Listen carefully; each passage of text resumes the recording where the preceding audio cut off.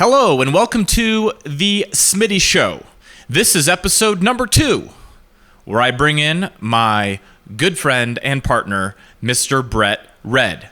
And in this episode, we discuss many things multifamily, including financing, property management, picking the right territories, also some advice for high net worth individuals and investors, where to put your money, why to put it there, and some of the advantages of multifamily. Check it out. We appreciate you being here. And again, this podcast is brought to you by Blue Bison Capital. Welcome, Brett. Great to be here, Smitty. Thank you. Yeah, and let's go big time on the personality, right? That's what's going to sell. So, all right. So, Brett Red, my partner, CFO, Blue Bison Capital. Excited to have you. My thought was we'll just talk a little bit about getting to know you and about your career mainly, and just kind of understand how we got to the point we're at, because I think it's an interesting genesis. So talk to me a little bit about maybe what you studied in school. We don't need to, the whole... Not the deep dive. Yeah, we don't need to, the sororities leave or out the sororities, leave out and, the girls. yeah. Yeah, got it. So, and then we'll move into kind of your career and what your focus has been, and then we'll go from there. Well, yeah. So in school, I took a little bit of a different path in school. To get my undergraduate degree, I went to 6 different universities, and finally got my undergrad in finance, because I've primarily been interested in entrepreneurial type of ventures. So when I was 21, I moved up to Seattle from Utah and franchised some cellular phone stores. And from there, got into some different type of sales environments. Wait, so you were franchising before you graduated? Franchising long before, yeah. So it was a little bit of a school second kind of for me, kind of a school of hard knocks. I used to joke sometimes with my wife when we were first married that I'd get into school and get into a marketing class, and I was so pleased to find out that they had a name for what I'd been trying to figure out, or a challenge that I'd been up against. Right. But so school always for me was secondary, but finance was my passion. I like numbers. Okay. I like the finance side of business. Okay. And so my undergrad is in finance, and then my master's degree down the road a little bit. Started another business, sold it, and then decided I wanted to get a little bit more expertise, maybe some more technical knowledge. So I went back and got my master's degree in accounting, and sat for the CPA exam, which was very, very painful. Those 4 sessions, and completed that. Later on in life, maybe 10 years from starting my undergrad, that all kind of came together in a master's degree. So kind of a side note, not a lot of people, for example, once I had my degree, I just started working, and I was like, you always have the thought, should I go back to school? Should I, in my case, it was thinking of like my degree was in economics, but I thought maybe I should go get an MBA, and right. what would be the value of it? And so I chose not to. I got advice from different people and trying to figure that out. Why, for you, would you go back, or who would you suggest does need to consider, going back, or what's the scenario where it makes sense to do that extra bit of school, especially later, as opposed to the graduate, take 2 years and then go, or whatever, and go back and get a master's? Yeah, good question. I mean, for me, it was always, school wasn't second, but formal schooling was second. I was interested in business, and I felt like I could learn in both environments. And right. So I think I took 2 semesters where I was all in the classroom. That felt like my day. Most of it was morning classes, evening classes.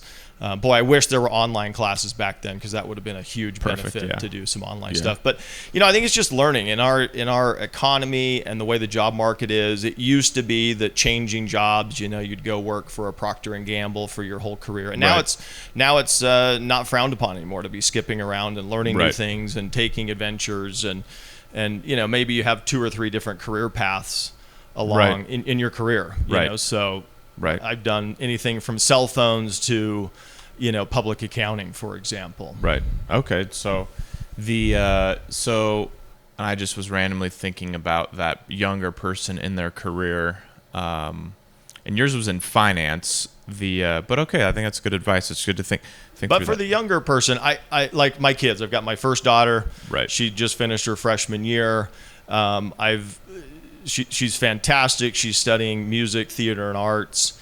And at the same time, she's taking an undergrad in entrepreneurialism, because she needs to understand just the business side, have a side business, whether she wants to do work for someone, work for herself. I think that's just important. So for the younger students or younger, entrepreneurs or just younger, business people that I talk to, I think there's value in going and getting some real world experience before you go back and get an MBA. Right. And a lot of MBA programs are the executive MBA programs, which are just exactly that. And I really like those. Right. I mean, certainly there's some top-notch schools out there where they give you the real world, in connection, a Wharton or a Harvard or something. Right. But I'm a big fan of, kind of stopping and starting a little bit between your undergrad and your master's degree. Is there ever a world where college don't even, there's people out there that never went to school, don't even do it. I know you have kids, so you may not want to say it, but is there a scenario where it's like, look, I just want to hustle and this is what I want to do? Yeah. Well, I mean, college or education is meant to just help you develop either a broad set of skills or a specific skill set. Right. And there's a lot of ways to develop a skill set now. I mean, the web is full of information. I mean, the amount of information you could learn about a topic, for example, like everything I know about multifamily, I did not learn in a formal classroom. Right. I learned by reading. I learned from white papers. I learned from YouTube videos. I learned from talking to friends, mentors, those types of things. So absolutely, I think in today's economy, especially, one of my sons is very interested in the programming and the coding side of things. And, he can pick up things so quickly just by watching or mentoring or jumping on to a little group think sometimes that he's on. So, a lot of avenues now. Right. Well, that's one of the areas, too, where, a lot of the developers, because I come from Silicon Valley, they don't care about the college. It's just, can you code? And most of those kids are picking it up on their own just because they have a passion for it. Yeah. And I always tell my son, can you code? And can you code with a personality? You might have a leg up. Right. So I think communication skills and, for me, school, especially early on in school, people overlook generals. I mean, generals are great. Right. They teach me communication. They teach me writing. They teach me philosophy. They teach me math. I mean, generals are good. It's a good general foundation. So trying to pick your career course so early for me is a little bit of a mistake. No, I agree. I like that. Yeah, you get at a good university, you're going to get a broad spectrum of exposure to all sorts of ways of thinking and different, all those different things in those types of classes, I think, are key. Because at 18, 19, you're not really fully developed. So getting more exposure, continuing to learn and figure out what you want, I think is this question for the high school kids when they graduate, what do you want to do when you grow up? They're just deer in the headlights. They're like, oh man, I just want to enjoy a summer and maybe start some college classes and see if I even like school still. Right. Yeah. But then if you're learning, though, because I know some people, they graduate and now they're driving a truck for UPS, and I don't know that you needed to go get $50,000 in debt to do that job. Nothing wrong with that job, but the debt, I think, or getting into doing all the schooling, just if that's what you wanted to do all along, maybe not. But anyways, go pick up some skills that someone's willing to pay for, or better yet, go practice that trade for some time and then create something your own. And to your point, you can always switch things up down the road. That's the other thing too, right? So. Okay, so kind of a little bit of a side track there, but so you go get the master's in accounting. So we'll jump back into kind of your career. So with that master, wait, it was an MBA or was a finance? Yeah, master's in accounting. So I had I decided I wanted to go back and specialize a little bit in accounting. It's the language of business. If you understand numbers, if you understand spreadsheets, if you understand P&Ls, you can certainly look and understand lots of investment opportunities, business opportunities. And so I decided to go back, get my CPA, and I had a good friend who was working at an accounting firm, large regional accounting firm here in Utah. And I asked him if I could come work with him, come mentor with him. And ended up sticking around. Loved public accounting, got into the advisory side of public accounting. Tax and audit were never my passions, although have to understand those two, especially tax is important in the business side of business world. But got into advisory and just started working with lots of business owners, seeing how. And what does advisory mean? So what's a scenario where you would be brought in for those? So business advisory could be anything from, we're a medium-sized company looking for a specific lift in our business. So we want to take a look at a specific marketing campaign, a specific new product. How would we take it to market? How would we monetize it? What would be the potential ROI? So there's certainly the strategic side to every business move, and then there's the financial side. Right. Can we afford this? How are we going to finance it? Do we need to raise money? Can the bank help us? Can we fund this with cash flow? So advisory that's why I loved it. Every day was different, whereas for a tax or an audit guy, it seems like a little bit of a groundhog day. But a wide variety, from a startup to, I advised companies that had startup ideas and just trying to find seed money, to very specific projects, sitting on a board with billion-dollar companies. Okay. Is our firm primarily specialized in the medium size, 50 to $100 million company range. Okay. And so that's what you got into next and started. So you got in and you ended up, you said you just liked it more than I maybe loved you thought. it. I thought I'd just be there for a few years, kind of getting some tips, and just kind of mentoring underneath some CPAs. But loved it. Ended up being a partner at the firm for a number of years, and then ultimately decided I couldn't do public accounting for all that time, and my passion is owning and running my own businesses. Right. And even though I was a partner at the firm, loved the firm, missed the firm tremendously because of the professionals that were there. Right. But just wanted to get back out on my own and start exploring and doing some other things. Okay. So where did that take you then? So that took me into where we are now, took me into a little bit of multifamily, took me into real estate, kind of understanding kind of two sides. There's the income side of your balance sheet in your world. Where does your income come from? Right. And then there's the asset side of anyone's wealth. And right. so I actually went and did some specialty projects for one of my clients, and currently work very closely with one of my clients from the advisory firm, doing strategy and finance for them. Right.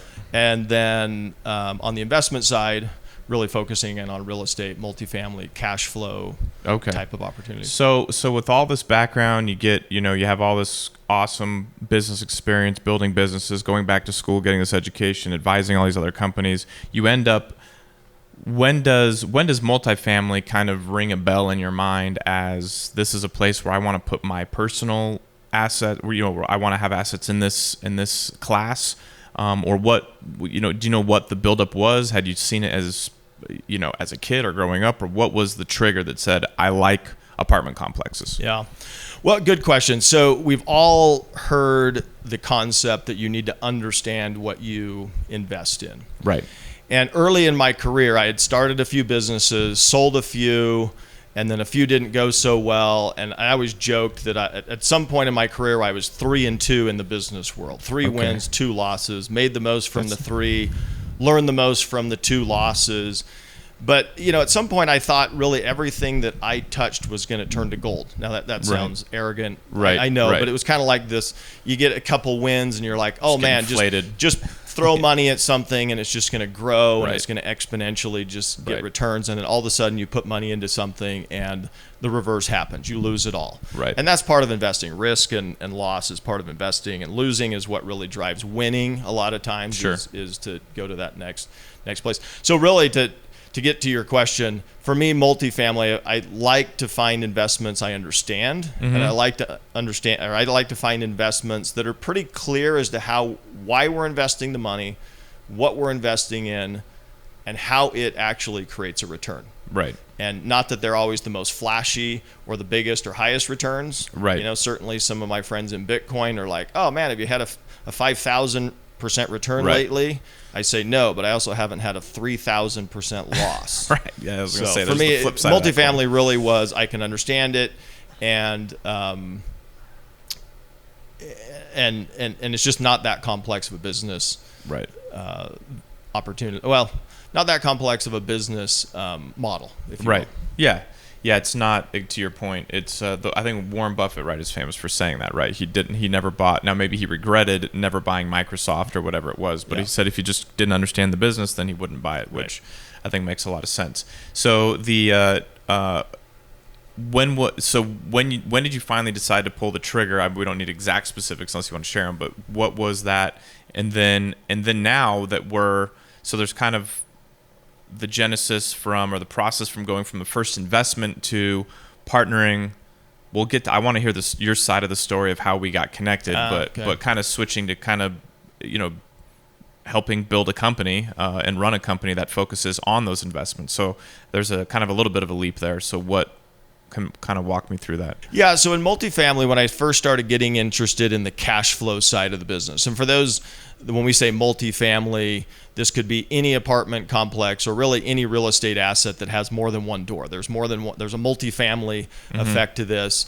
Therefore, we're renting more than one door. Lots of people get into real estate and they'll live in one side of a duplex and rent out the other side. That's a form of multifamily. So I looked at all of the different options, buying duplexes, maybe even buying short-term rentals and renting those out. But ultimately wanted to get into something where I could participate in a larger property. I liked the larger properties that had the economies of scale, because for me in the business advisory world, there was always this point where you reached this economy where certain parts of overhead that you could leverage, and you could use professionals to come advise. And so I had a good friend that was heavily investing, owned a real estate multifamily capital group. And when I got talking to him, he said, well, I think you'd like large multifamily. I think you'd like things that are in the 100, 200, 300 unit space. Come participate as a minority owner. Which at first for me, I was like, oh man, I don't know if I want to participate as a minority owner. We're talking about my first multifamily I was less than 1% of the total capital raise. And on the cap table, Brett Red showing up as like 0.08 or 0.8% of the property, but it was an 800 unit property, very nice property, had a lot of professional services around it, was run like a business. I mean, I basically invested in a business, which is what a lot of people don't understand sometimes is, with a large multifamily coming in as a limited partner, you're just investing in a business with some other other partners. So that's where I started. I just got in as a limited partner, investing, on that smaller scale. I think that the first investment I made was like $100,000 into this apartment complex, and just got to learn and see their reports. And ultimately felt very comfortable. There wasn't a lot for me to do.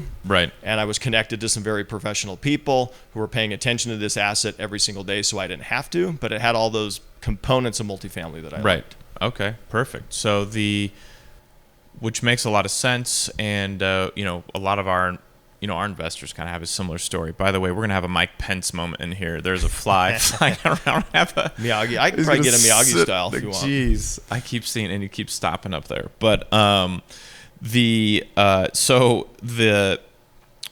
you make that first investment and maybe have a couple others. And then, so let's maybe talk a little bit about Blue Bison. Because again, I was saying, I've told my side of the story a bunch of times, but I don't necessarily know if I'm saying it the same way. We had a mutual, colleague introduce us, but so I'd love to hear kind of, you're in your career, you're doing the advising stuff, you're doing some advising now for a specific company or companies, and then what happened? Yeah, so into my life walks Smitty.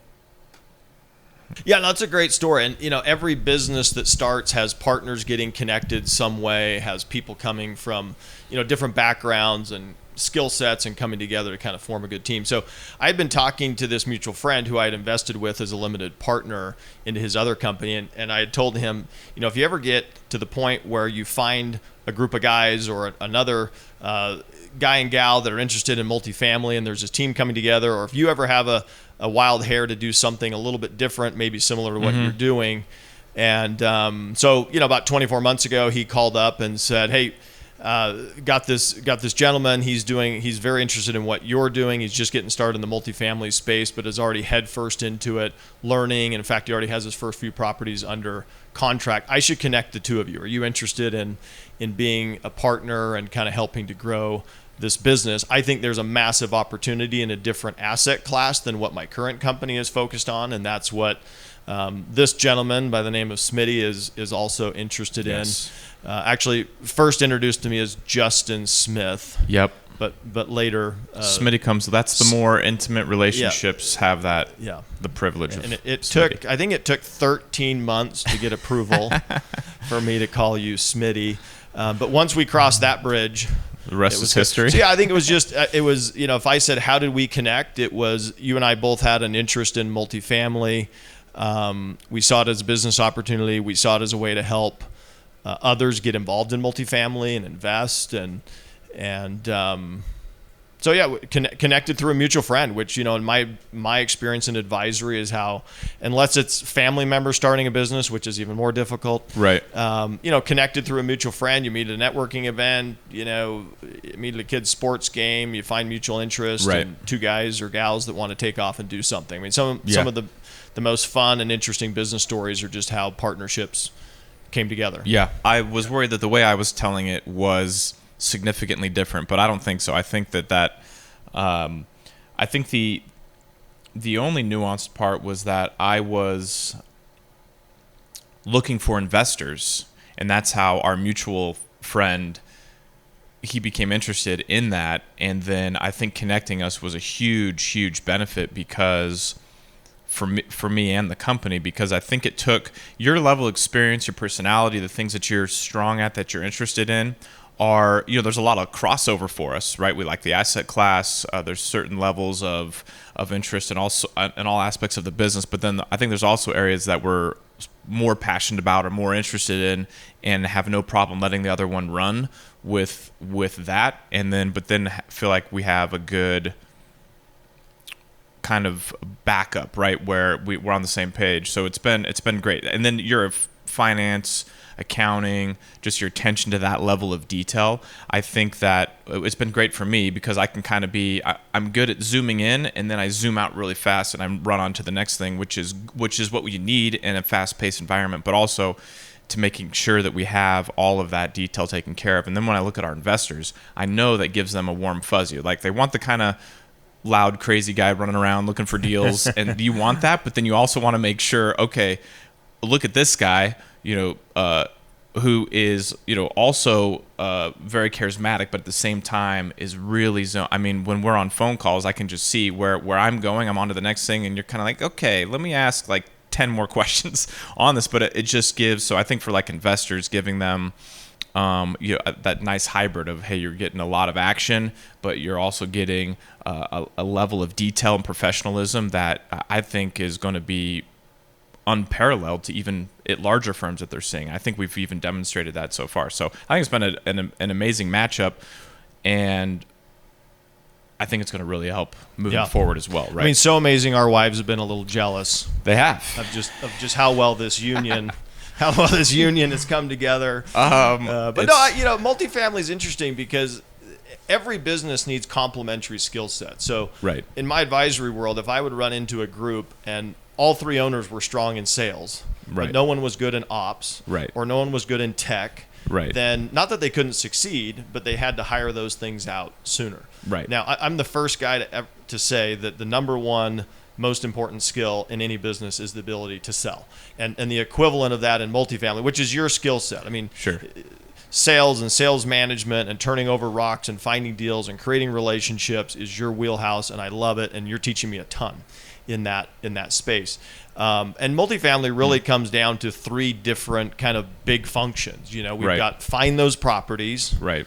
And that's not hard. I mean, it's a noisy space, right, and we've got to find the right properties, which takes a lot of relationship building to find the right properties. You can't just go to the Yellow Pages, or Yellow Pages, that was bad. Whatever that was, can't Google. Whatever that was, yeah, you can't Google and just find the property. So finding the properties is one. Raising the capital is another important one, and then managing the asset and carrying through on the business plan. Yep. So I think between the two of us and other partners we have involved, we have those skill sets sitting right inside the partnership group. And then, of course, we can hire third parties and employees who help us and complement us in those places. Well, that's one thing maybe that's something to talk about, because I think that's one thing we both love is to find a great professional that's great at what they do, where, you know, we're not going to bring everything in-house. We're a boutique investment firm. We are growing, and we're aggressively going after certain goals, but there's certain things that, at least in the foreseeable future, we're not going to bring in-house. So that's one thing that, you know, maybe talk about that, because we had different experiences. So when we're looking for, well, there's a bunch of different areas where we look to work with other professionals, but maybe talk about your experience or our experience kind of going through and figuring those pieces out and what works, and maybe we need to take it section by section, but your thoughts on, you know, when to outsource versus keep in-house and why we do it in certain areas. Well, you're spot on. I mean, we're huge fans of outsourcing to the right professionals. I mean, interestingly enough, one of the first groups that I suggested that we outsource to is I said, hey, Smitty, I think we need to find an accounting firm who specializes in real estate. Right. Like, I understand real estate, but we want a professional who lives and breathes real estate. Right. And, as we look for these third parties, we want third parties that not only do the function that we want them to do, say accounting or tax or those types of things, but we want them to also be just as excited about the asset class. So, for example, our accounting firm that we partner with, almost every single one of the partners at that accounting firm own their own, either as a syndicator or as a limited partner, they own real estate. Right. And so they're very interested in finding out what the latest tax breaks are. They're very interested in finding out what the latest, cash flow opportunities might be. They have ROI models for themselves. So they're living it. Right. And so that's just an example of something that, we have a knowledge. Like, I would say, hey, I understand accounting. Right. But I want to partner with a group who understands accounting at a really deep dive into this specific asset class. Right.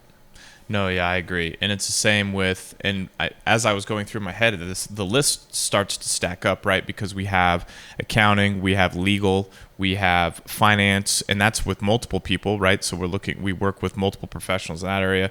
You have property management that we're outsourcing. Then even within property management, they're even outsourcing general contractors as we do different things. So there's, it's kind of interesting, as it is a simple business model, it makes it more effective if you understand what you need to outsource and then what to look for. And we've seen, I wouldn't say that anybody we've worked with is a bad match, but maybe it's more matchmaking than it is good or bad, right? It's who fits what we're trying to accomplish more in our vision that we have, whether it's for property or for financing or whatever it is, and who understands what we're looking for versus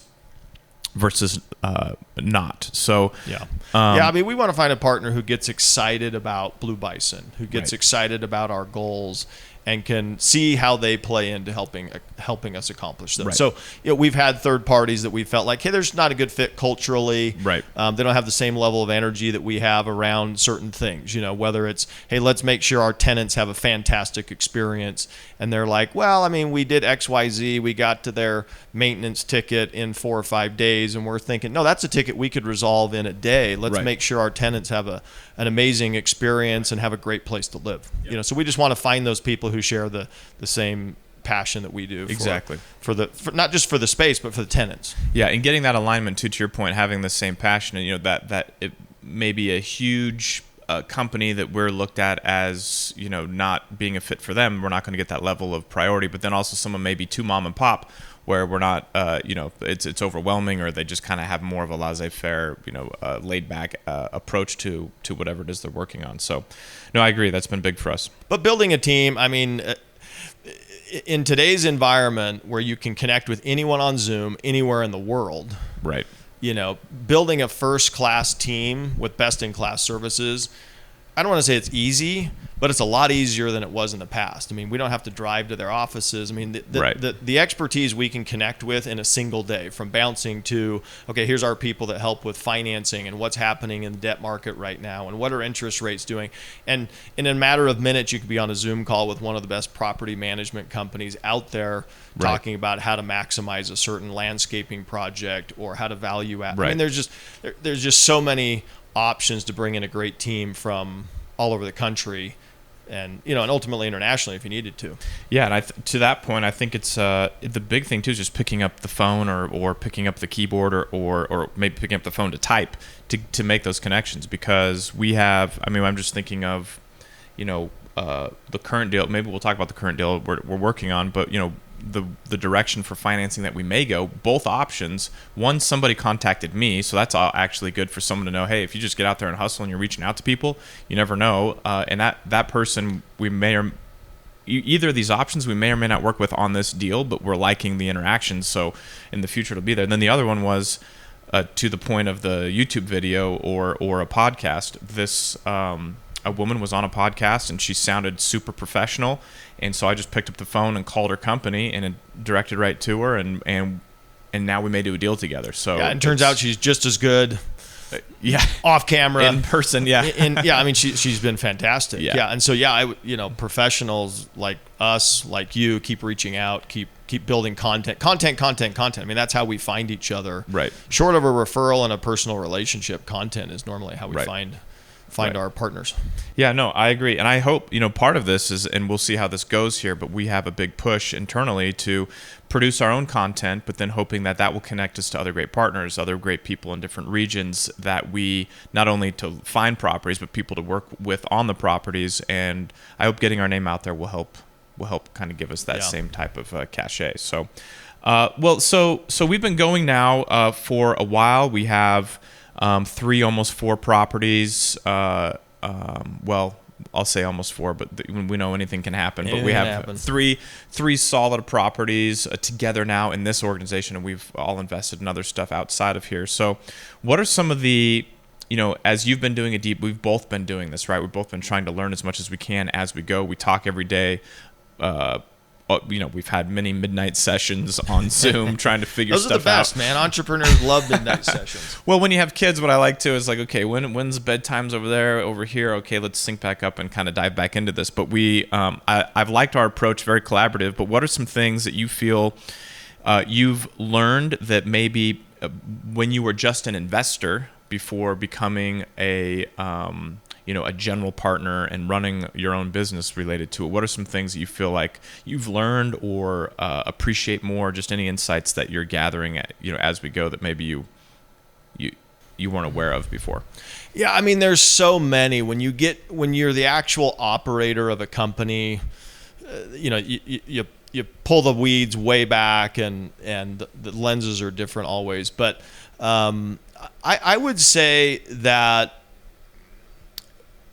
probably, because having seen so many businesses and been involved in different businesses, which is fun and advisory because you get to kind of sit on the periphery. I would probably say that just the day-to-day, the detail to the day-to-day is what really makes the magic happen. I mean, as an LP, you invest and you get your report monthly or quarterly, and you're like, oh, great, occupancy's up. Oh, fantastic, average rents are up. Looks like we're on track. But each one of those numbers, when you're the owner operator, has a tenant behind it, has an AC unit that may have gone out that's behind it, right. has a partner familiar. has a partner that's a contractor who may be ahead or behind schedule. So it's just all the parts of operating a business. I mean, I would say that it wasn't a shock, but it's when you get into running the day-to-day business, how do you find those efficiencies? How do you do it well? And really, it's executing on the business plan, because every property that we underwrite and that we purchase, we're like, here's the plan. Right. And then that's like the engagement period, and then you ink the deal and you get the financing, and for about 2 days you sit in this honeymoon period where you're like, oh man, the deal's closed, the investors are in, we're happy with the group that we've got, love that we're in partnership with these investors that we have, and then you go execute on the business plan. And so it really hasn't been a shock, I would say, but we're just learning every day about how to execute better and execute more efficiently. And because we've had experience, and because some of our other partners have had experience in multifamily, we're not starting from scratch. But I'd say it's just the little things that you learn to manage while you hit the pro forma numbers that you originally set out to hit. Right. Yeah, as you were saying it too, I realized, and we both, I think we're both seeing this, is that we have those 3 parts of the business. We've divided, at least Blue Bison, in our minds, right? We have investor relations, where we're always looking and making sure we're taking care of those relationships, finding new potential investors. And then we have the acquisition side. So how are we going out, building relationships, finding properties, and then getting them under contract, and then the asset management side, to your point, executing on the business plan. And what we both have realized multiple times is that sometimes you get so focused on whatever's happening now. There's that big thing, because it comes in these waves, right? So, okay, we just got it under contract. Now we need to go raise $5 million or whatever it is. It's like, okay. And so what I know we've gone back and forth a bunch of times, is we can't let any of those go we can't stop taking care of any one of those things. Now, we may have to index more towards, okay, right now we got to get this property up and running, we got to get going. But the moment we take our eye off the ball of looking for new properties, just because we just closed on one, then it's just going to delay that, the next property, right? So it's that's one thing for me. As you were going, it's like, staying on top of those three areas. And so every day it's like, okay, what am I moving the ball forward in these other areas, even though they're maybe not the top priority of the company at this moment. But that I think is sometimes a struggle too. You just have to stay constantly thinking ahead or what's going to be needed next. So yeah.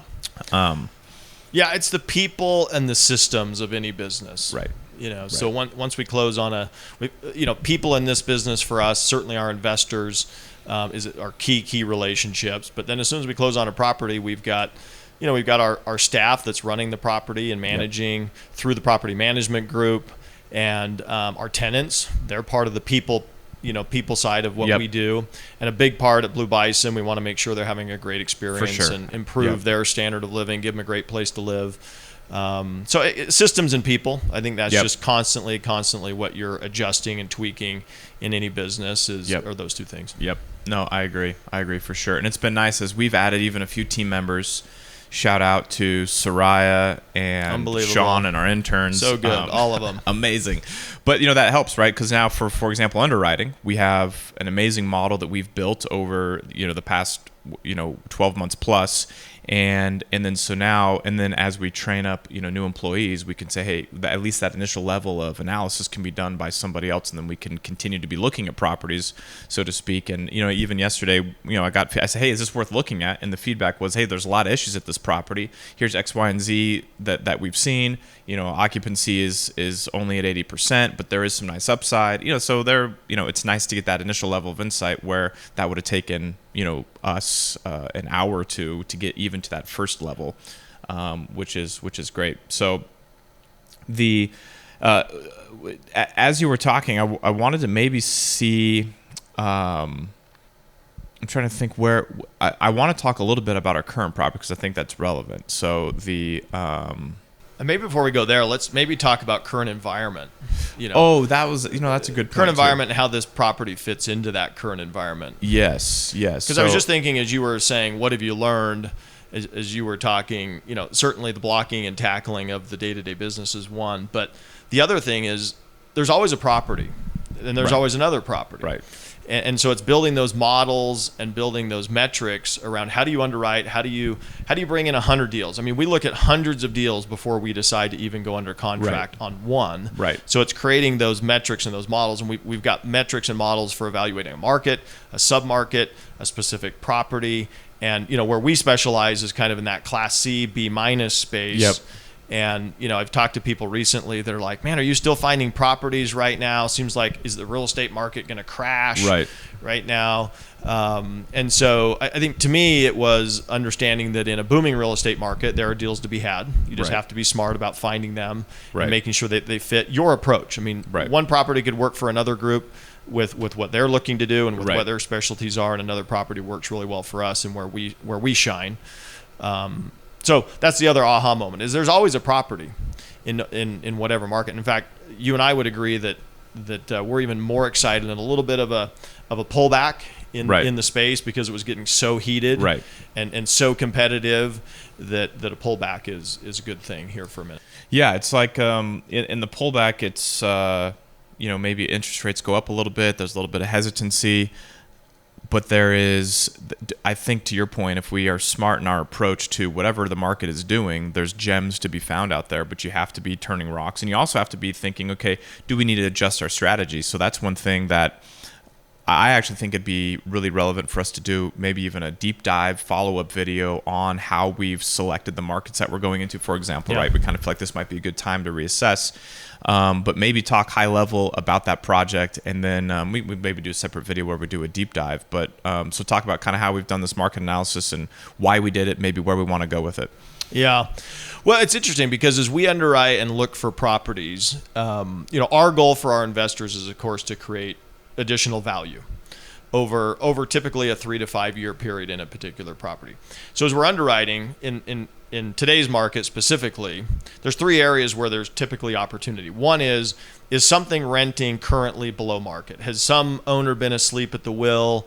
Maybe they've owned it for a long time. Maybe they're maximizing occupancy and cash flow. And so is there just a market bump where someone, there's that piece. Maybe they haven't raised rents in a few years. So that's one of the things we're typically looking for. The other is, what's the condition of the property? Because lots of, when in our world, in Class C and B, and for our listeners, Class C are kind of vintage properties. These were built in the 1970s or built in the 60s. Maybe they've had a few upgrades to them, probably have over the years, of course, but they still look very much vintage. And so some owners have wanted to invest very little capital in them to improve the property, because, Class C's are referred to sometimes as cash cows, because, they just consistently return, good rents for a low amount of capital invested. So as a group, if we're willing to come in and do some improvements to the property, say we're willing to come in and renovate some units, or fix the clubhouse, or fix the grounds, or fix the parking lot, or improve the security. I mean, there's lots of ways that we can add value to the property then to make it just a little bit nicer of a property for that particular area and for those particular tenants. And then, of course, the third opportunity is just asset appreciation. What is this market doing in general? Is this market underbuilt, overbuilt? What are the vacancies and all of those things? So those are the opportunities we're looking for. So this particular property we started looking at as an off-market property, meaning it hasn't been put out to the general public that, hey, this is for sale. It's very close, within 2 miles, to another property that we have. And it came from, by the way, to your point, it's off market, but through relationships, right? That, again, you got to be out there building those, or these deals would never appear, right? Yeah. So, in fact, you're the greatest at this, is building those relationships, to where when we were closing on the sister property, now or the I'm one blushing. I could tell. But the sister property, as we were closing on the sister property, we had this broker that you knew that said, hey, what are you getting that property for? And he was impressed with the price that we were picking it up for. And he had a relationship with this other group that we're currently underwriting with. And so probably for the last 6 or 8 months, the two of you have just been talking, hey, that might be a good sister property. It's very similar. The approach would be the same. And, if the price was ever right, we would consider adding that. We feel like there's some efficiencies that we can pick up on the property management side by combining those two properties. And so what's interesting about this property is, the price that we just sent over to them that they accepted, and now we're working through the legal on, is almost 20% lower than what they wanted in, we'll say, the hot real estate market 6 months ago. And so, this pullback has helped, because we're picking this property up for 20% less than we could have. And I think they realize too, it's not like the sellers aren't smart. They're investors themselves, but they know that, look, interest rates have gone up, and they recognize that we're not going to just buy something that needs there are some improvements that need to be made, that type of thing. So, one thing that came to me, and one thing that will happen here. So let's say we're going to get this under contract. By the way, shout out to our legal team, another outsourced partner that's been great to work with, and so we feel real strong. We have a strong purchase and sale agreement, so we're going to get this hopefully signed here, maybe this week, maybe early next. Wait, today's Friday. So probably early next. Hoping to hear something today. Hopefully hear it back today. Again, the amount of text messages, I don't know what people did before, cell phones and text messaging. But, the next thing for us, the next phase, and I think it's interesting to talk about, was something, a topic I wanted to get to, is just talking about, because you mentioned it earlier, is our investors, right? So we're going to go and raise money. And, it's just interesting to, first of all, I think your point about how many of our investors have owned or currently own a business. And, I think that's one point for an individual to know if you want to move into investing like this and making, getting that cash flow and that type of return, and, setting up, yourself for the future, and your leaving behind a legacy, whatever those things are. That profile of person that's investing with us is a lot of times, there's some of those things that people might know. Okay, look, if I ever want to move into this space, these are some things I might want to do. So just love to get your perspective on who our investors are, and why they're attracted to multifamily, maybe, and that type of thing, because I think you have an interesting take on Oh man, this could be its own episode, probably, because this is a passion point for me, for sure. I mean, this comes from personal experience. I mean, when I was 25, I sold my first business and sold it for 7 figures, and boy, I thought I was retired. I thought nothing could stop me. It was just onward and upward from here. And then as a business owner, I went and invested in some other companies and started other companies, and quickly discovered that I had those 2 losses, right? And so why I'm passionate, where most of our investors are business owners, right? And for all you youngsters that may be listening, I mean, most people accumulate wealth that they're able to invest in assets from a business or from a very high-paying job where they're smart with the expense side of their house. But these business owners, they work tremendously hard, and let's just say, for example, to peel out $100,000 or $500,000 of profit or distribution out of a company. For those who have started and run a company, it is hard to do. The failure rate of a startup is over 90%. So our investors, many of them are business owners or former business owners, which former business owner is a term that actually doesn't even exist. Because if you've been a business owner, then you just become a business of your assets, managing your own assets. But they have taken or are currently taking tremendous amounts of risk in their business with their capital. And they understand their business. And so for them, it might not seem risky. It may be the very best place they can get the return on their investment, the return on their time. But what we help a lot of investors understand is, as you're ready to start peeling some of those distributions away from your core business, let's find a place to put those that's very secure. Let's find a place that has capital preservation, maybe as the number one goal, and then let's grow from there. So once you've been able to peel $1 million out of your business, let's just grow that $1 million. Let's not lose $500,000 of that by investing in something we don't understand or investing in something that doesn't have a tangible asset behind it. So lots of our investors are business owners who understand, I want to take the wealth I've created and I want to grow it from here. I want to create cash flow with it, and I want to create asset appreciation with it. And we can get into tax advantages here in just a second if we wanted to. But business owners specifically have a tremendous amount of tax advantages inside of their business. They can write off certain things. But they don't have a lot of tax advantages in the investment side. But in real estate, that's one area where there's a lot of tax advantages, where they can grow their wealth and start setting up that generational wealth that you mentioned. So I have another question for you. Maybe this is another episode we do sometime, because related to that, so let's look at, because I had a conversation, and this is interesting, and I've always, going back to Warren Buffett, he talked about how you could just put your money in an index fund and probably get a better return than most hedge funds or private equity or money managers, right, where they're charging that 1% to hold your money. And it's funny because I just asked somebody, I said, hey, how's that? They had a big liquidity event, and to your point, I would say maybe the only other way other than owning a business is to have equity in a business, right? And so that's maybe the other way to get some of this capital to invest, and that was this person's situation. But they gave almost everything they had to a money manager, and this is right as we've seen the market kind of going down here over the past couple months. And so I asked, hey, how's that experience going? Did they at least hedge for you, or how's it gone? And he said, if I wanted to lose 20% of my wealth, I could have done that on my own. So I don't know. Maybe they'd have lost 50. Yeah, maybe it wouldn't have been as bad. And it's not to throw necessarily anybody under the bus, but I wanted to ask you this, because as I was thinking it, suddenly you have $1 million. We'll just take, and that's a lot of money to almost everybody. There's a couple people out there. It doesn't seem like a lot. Yeah, but that's a lot of money to all of us, you and I included. It's a lot of money. Now, the idea is, okay, I'm running a business, so if I just give my money to a money manager, for example, they're just going to take care of it through, Morgan Stanley or whoever it is, right? Goldman Sachs, and they'll charge a fee, but I know it's going to be in safe hands, is theoretically. Versus, I think you have to take a little bit more of an active approach in your investments if you're working, for example, unless you could give all your money to Blue Bison Capital, be happy to take it, but usually you're kind of going investment by investment, and you're looking at individual things and deciding to invest. So you have a little bit more of a proactive or involved role in your investments versus just kind of handing it over to somebody. And again, you maybe don't even know what's going on under the covers over there, but you're trusting that it will.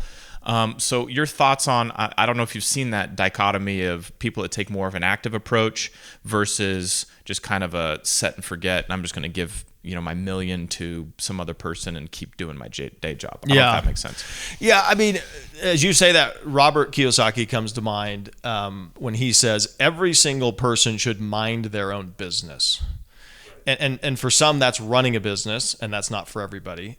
And for others, your business that you're minding is the investment side of your portfolio or your assets. What do you own? What are you investing in? Do you understand it? So, I'm a fan of stocks. That's fine, but I need to understand the stocks that I'm investing in, or the asset class, or understand the strategy, or be very clear about the advisor that I hire. What is their approach to stocks? There's a million of them. What is your approach? How do you mitigate risk? What are the upsides? How do we diversify?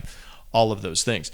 But minding your own business, it comes down to back to understanding the business or the investment that you're taking advantage of.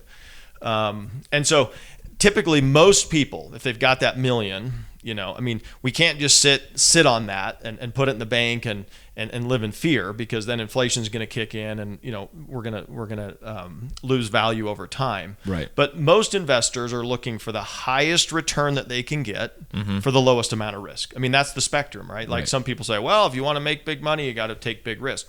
And there is truth to that. Right. But where real estate and specifically multifamily comes into play is, for us, this is the investment where there's the highest amount of return. Right. We'll talk about the types of returns here in just a second, because that depends on what your goals are as an investor. The highest amount of returns for the lowest amount of risk. Right.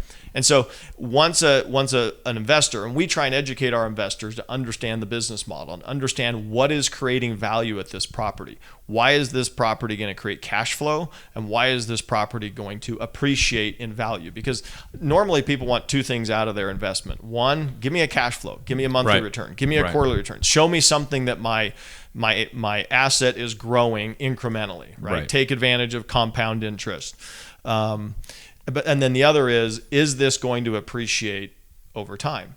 And so if you can understand the simplicity of multifamily, and then you understand the tax advantages of that, most of our investors invest with us because they agree with us that this is a very low risk investment that has a significant upside, and an upside that has a huge tax advantage to it, which then makes it even more attractive when you compare it to something else. Right.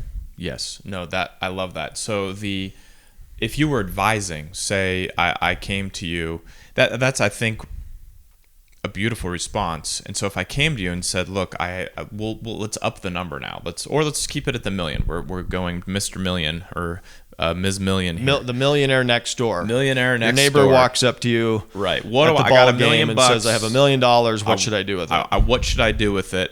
I've got this company, Blue Bison Capital. They got this cool property, I think, and then I've got this money manager over here at Morgan Stanley, and then I've got I like this Bitcoin thing. So if you were advising, how would you advise this individual to kind of approach? Because you talk about diversification, for example, or whatever it may be, but what would be your approach as you talk to this person? Well, it's a bit of a cliche, and most money managers start here. They're like, well, let's start with what your goals are. But truly, that's kind of where you have to start. Right. So if this person has $1 million and they're 30 years old and they got that from a business, or they got that because they were part of a startup, or maybe they got some stock options or whatever, that person's million is different than someone who has $1 million. Like just the other day, I was talking to a gentleman. He has $1 million. He has a daughter who is legally blind, and he says, look, ultimately, I need to make sure I have to take care of her beyond my wife and I's lifetime. Right. So I need to create an income stream for her, and I need to make sure that this grows, because I believe I've got enough to make sure that she's taken care of. Right. And, he's in his 80s, she's in her, late 50s or something like that. So goals are important. What are they trying to do? But ultimately, I would start with an investor and say, well, is there something you like to invest in? Is there something you've been successful with? And why did you like that asset class? And what are some of your goals with that? Because in the real estate space, we have an advantage in two places. Most create cash flow, meaning if I've got that $1 million, I could make 5 to 10% in annual cash flow. So and typically paid monthly or quarterly. Yep. So I'm turning on cash right now. So I could live off that. I could offset some of my expenses. I could technically at some point say I'm retired when my passive income coming in is greater than my monthly expense column. We have at least one investor who is they've invested so much in multifamily that they have retired and are just living off. Yeah, they live off the cash flow. Purely.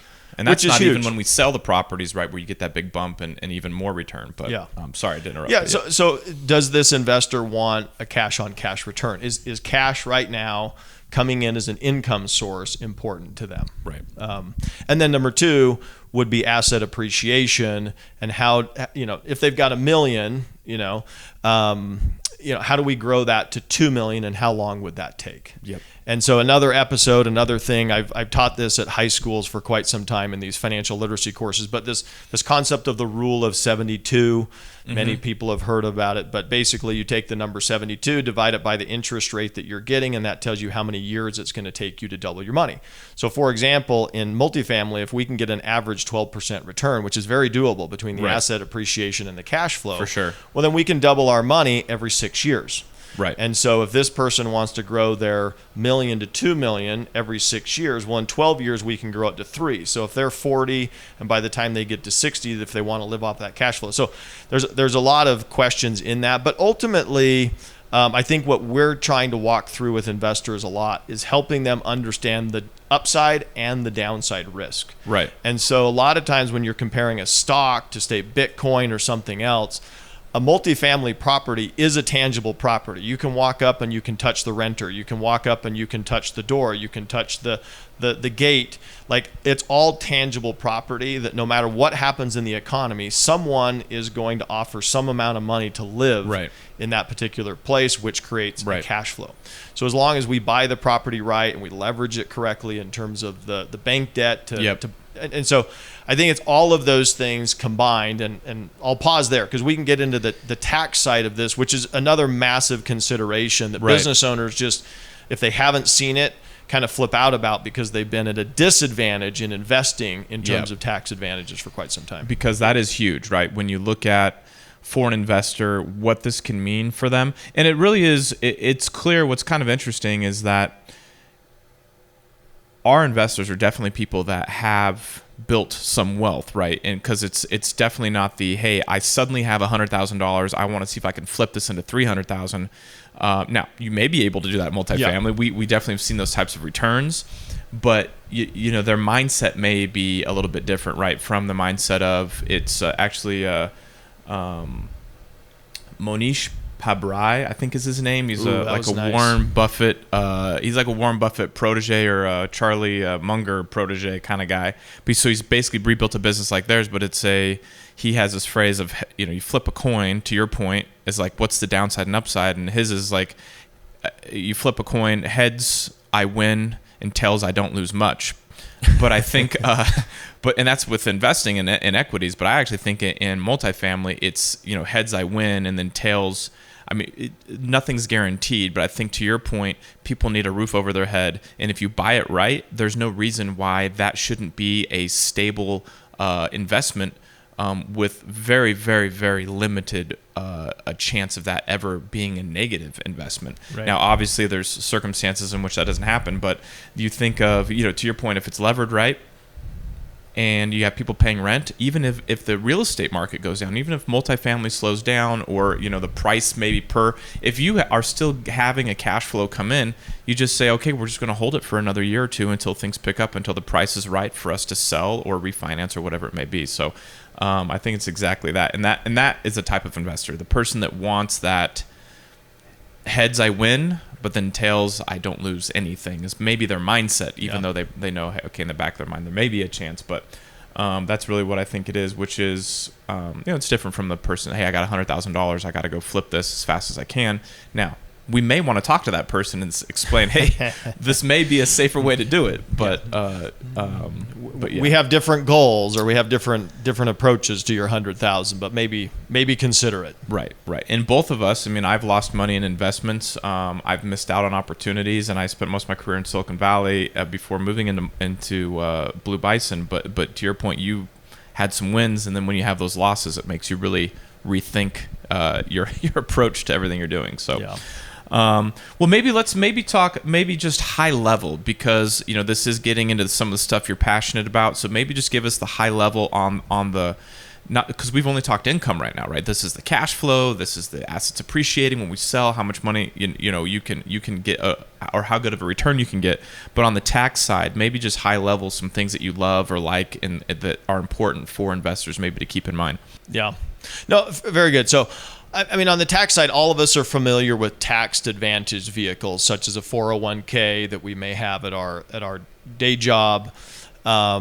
We can certainly invest in the market or in other asset classes, and if we hold certain assets for a certain amount of time, 1 year, 2 years, then we pay tax on a capital gain versus ordinary income. We won't get into all of those details, but most people, when they retire, or if they're a business owner who's peeling off capital out of their business, there are restraints to how much you can put into those tax advantaged vehicles. Right. So for most part, for business owners, they can put up to maybe $50,000 in an IRA, a personal IRA that has those tax advantaged features where, hey, I put money in, but I don't get taxed until I'm 59 and a half, or whatever those are. And so in multifamily and real estate, if you really kind of study the wealthy, most of the wealthy own some portion of their asset class is real estate, because it can appreciate tax deferred. We'll say nothing's ever tax free. There is one situation of tax free where we can talk a little bit about that, but most of it's tax deferred. So in a multifamily investment, let's say that you put in $1 million or $100,000 into multifamily, and you're getting, let's say, anywhere from $7,000 a year if it was $100,000, or $70,000 a year if it was $1 million. Right. Because of the way a concept of what's called bonus depreciation works in real estate, is when we go buy an asset, there's certain parts of that asset that we can depreciate or take a tax deduction up front, and some of it we have to take over 30 or 39 years, or a variety of different time frames. And so for most of our investors, as that cash flow comes in, that cash flow is tax deferred. So we have enough bonus depreciation coming in on those monthly or quarterly cash flows to where that tax is deferred. Right. Okay, so we're not paying tax on it along the way. We can let that money continue to grow without paying the tax. I mean, for most people, their biggest expense in their life is tax, especially for those who make any sort of significant income. It is the number one expense line item, even above your mortgage or something like that would be tax. So tax deferred along the way, those monthly returns. And then on the asset appreciation side, let's say that property that we all got together, let's say there were 12 or 15 limited partners who came in, purchased a property together. We purchased it for $10 million. And in 5 years, we've done certain things to it. We've improved the property, created efficiencies, increased the operating income of the property. And now it's worth, say, for easy math, let's just say it's now worth $15 million. Sure. So there's been a 50% asset appreciation in that property. Well, if we're in stocks and we want to get out of a stock that just appreciated 50% and move into another stock, well, we sell. The government says, okay, you've got a gain there. We're going to tax you at capital gain. So that's 20 plus wherever you live in terms of your state income tax. So we've got to tax that, and then you can move it into a new investment and go again. Yep. And if I held that for less than a year, then there are certain circumstances where that's ordinary income, and I could be paying upwards even of 39 higher. or 40%. Well, in real estate, that asset appreciation, which is really what we're, for the most part, doing in stocks, is we're looking for a stock to appreciate in value. We sell it, we move to a new stock, or the stockbroker says, hey, Starbucks run is over, we're moving to Apple. Apple's run's over, we're moving to oil, right? But every time we make one of those moves, we pay the tax man. Yep. In real estate, that 50% appreciation, that property went from 10 million to 15 million, we can take the entire gain from that property, reinvest it in another property. So unlike stock, we can move it laterally to a new property, still tax-free, never pay the tax man yet, and we grow it from there. So maybe that $15 million property goes to $25 million over the next 3 to 5 years, or maybe it just goes to 20, who knows. But all of that growth is tax deferred, which is massive. Yep. If you're not giving up 20 to 30% of your gains every time you're rolling into another opportunity, then that exponentially starts to grow. And so that's one of the biggest advantages of real estate, is what's called the 1031 exchange. Yep. And that's just 1031 is a part of the tax code, 1031, and the exchange means I exchanged this property for a like kind property, another property, and we continue to grow it. So from a tax standpoint, getting into a property on the asset appreciation side, that example we gave of the person who might have $1 million and wants to get to $3 million. Yeah. Well, they don't pay the tax all along the way until they maybe decide to cash out at the $3 million. Now, here's my one last caveat, and then maybe we've gone even too deep than we wanted to today. Perfect. Yeah. But in the event, so take someone who's later in years, maybe they're in their late 70s, and they've got 10 years of life left, and that $1 million to $3 million happened while they were alive or shortly after they passed away, or excuse me, while they're alive, that $1 million to $3 million happens. Two different properties, three different properties that were part of that. When they pass away, their heirs pick up that property at fair market value. That step up in value is tax-free currently in the tax code, which is massive. So if you're someone who's looking to create a cash flow with the assets you have and then pass something along to your kids, or create some sort of annuity, create some sort of trust that helps with college and different things for your kids, grandkids, real estate's one of the very best places to do it, because all of that appreciation never gets taxed from the time you put that $1 million in. Now, again, currently in the tax code, and there's lots of things around that, personal situations.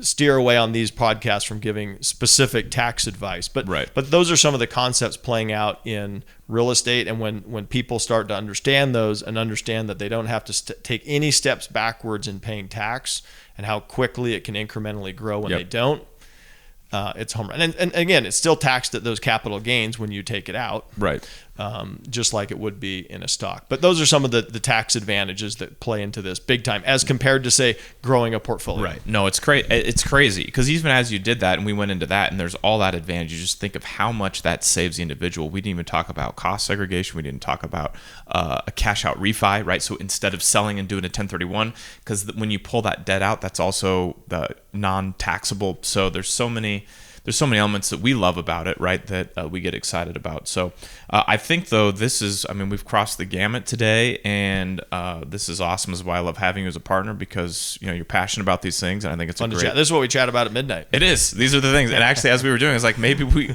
could almost do a weekly 1 hour here on just whatever we're talking about right now, because we didn't even move into a financing and the different types of debt. I mean, there's all sorts of why we like the asset class we invest in. We have so maybe this is just a regular conversation, which I think would be pretty awesome. So, well, Brett, thank you. I think we'll wrap it up there. Let us get on with our Friday, and we'll have to go close on a property and find some new ones. So, enjoyed it, man. Have a good weekend. All right. Hey, you too. Thanks. All right.